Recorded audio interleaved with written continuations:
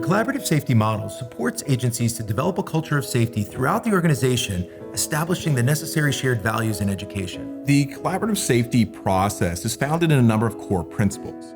The first principle is a transition from blame to accountability. Typically, we think that these two terms are synonymous, that if we blame, we hold ourselves accountable when things go wrong. We want to change this to being more systemic accountability, meaning that the organization itself is accountable to change when things go wrong, accountable to learn and improve. The primary scientific base for the model is founded in safety science, which is commonly championed in industries such as aviation, healthcare, and nuclear power. Furthering this unique blend of sciences is the integration of behavioral analysis, forensic interviewing, and trauma-informed care into the collaborative safety model.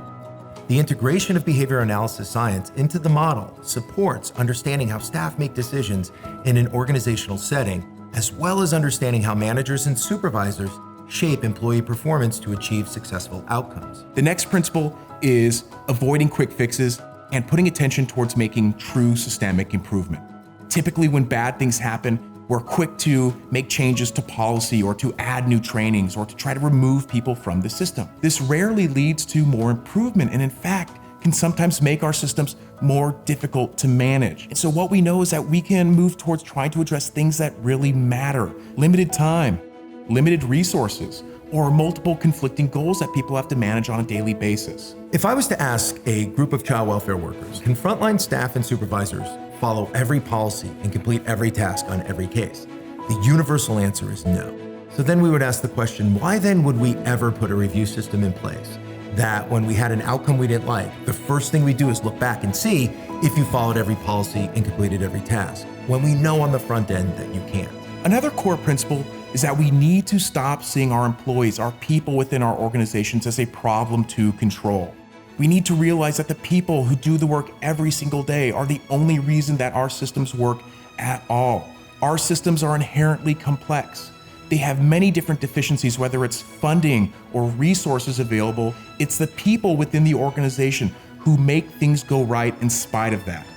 A central artifact in this process is the Systemic Critical Incident Review. These Systemic Critical Incident Reviews depart from surface-level descriptions of events that typically place blame on frontline workers and instead use a systemic analysis to understand how actions and decisions of workers within an agency are tied to their existing tools, tasks, and operating environment. Typically, blame leads to quick fixes.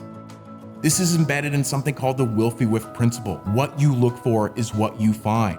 And so if we think people are the problem, if that's what we constantly identify, it is no surprise that all of our fixes are geared towards them.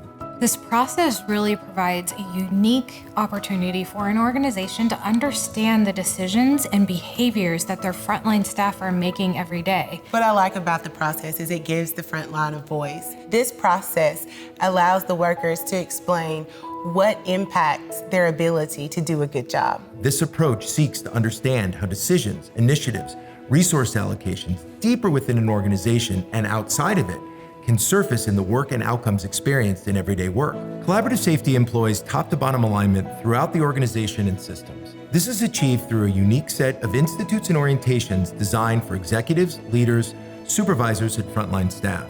These institutes introduce participants to the underlying science and framework vital to supporting a culture of safety. These learning experiences engage external stakeholders in supporting the agency and the system's transition to a culture of safety.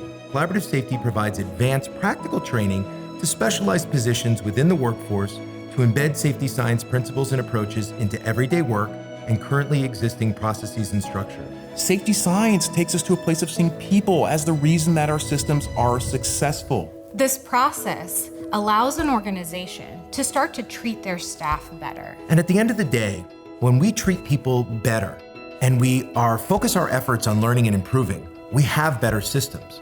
We have better outcomes, not just for the children and families we serve, but better outcomes for our staff in terms of retention and employee engagement.